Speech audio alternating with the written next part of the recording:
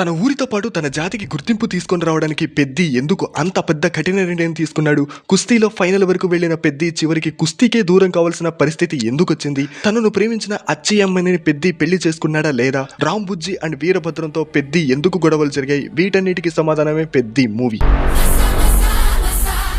Peddi movie one man show. Ram Charan performances wise తన career లోనే best మూవీగా Peddi ఉంటుంది. డాన్సెస్ అదర కొట్టాడు. క్రికెట్ అండ్ రెజ్లింగ్ సీన్స్ కోసం చాలా కష్టపడ్డాడు అండ్ ఆ ట్రాన్స్ఫార్మేషన్ మైండ్ బ్లోయింగ్.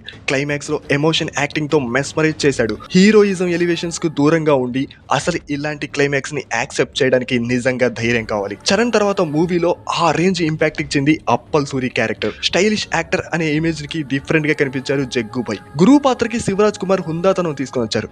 ఆ క్యారెక్టర్ కి ఎంత కావాలో అంత నటించారు. ఇక జాన్వి క్యారెక్టర్ చాలా వీక్ గా రాసుకున్నారు.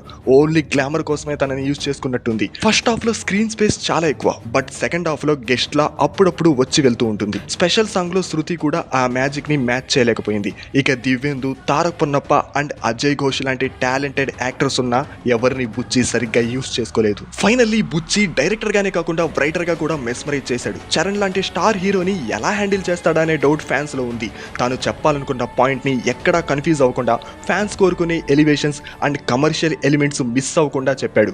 ఏఆర్ రెహమాన్ ఈ మూవీకి second hero. Songs and BGM top much. అలాగే Randy visuals main plus point. Cricket and కుస్తీ సీన్స్ రియల్ గా చూసిన ఫీలింగ్ వస్తుంది. సో పెద్ది డెఫినెట్ గా థియేటర్ లో చూడవలసిన మూవీ. చూసిన తర్వాత మీ ఒపీనియన్ ఏంటో కామెంట్ చేయండి.